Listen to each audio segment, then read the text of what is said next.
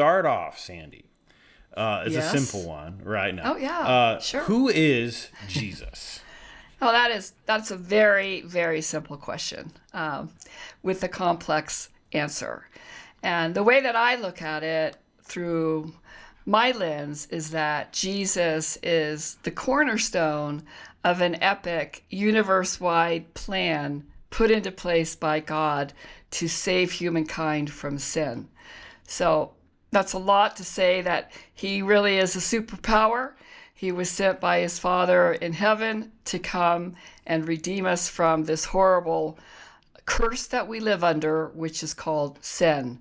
In order to save us and restore us to God, our Creator, God needed to change the path that we were on. And the way that he chose to do that was to send his only son, Jesus, to be a true sacrifice to cover the sins of all people.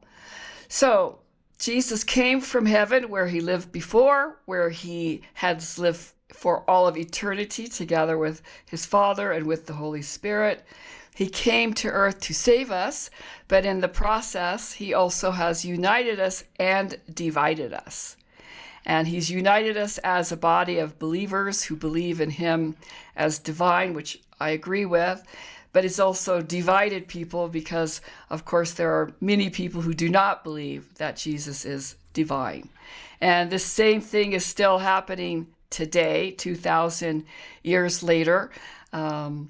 Since his time on earth, there have literally been billions of people who have had this question in mind: who is he? And really, what does he mean to me? I guess is the other part of that question. But every Christian, every follower of Jesus ends up taking a spiritual quest. You spend your whole lifetime on a spiritual journey trying to understand the divine and the nature of the divine and what God did for us.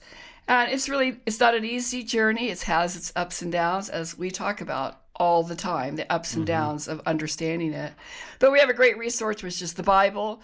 The Bible gives us so many of the answers. It pretty much is key. And that is the primary source to the answer about who is Jesus. And I would point somebody really specifically to the four Gospels as a great place to learn about, his time on earth, what he did while he was here, his journey, and his primary messages, and what he wants for his followers. It's an incredible story, and it's worth spending time in those sources. So that's my succinct answer, although, of course, it's a very complex question, even though it's only 3 words.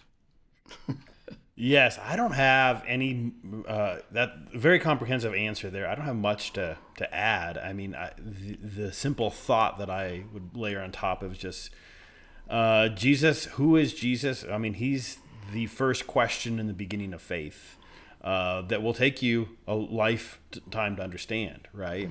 In one of our previous series, you asked me, why is it a problem that it may take God 4 decades, 5 decades, 6 decades to do his work inside you? And how does that happen? Through Christ. Through Christ opened up that door for people like you and me to have a relationship with God. And there is no other way but by the process of who he is and what he did is what allowed that to happen.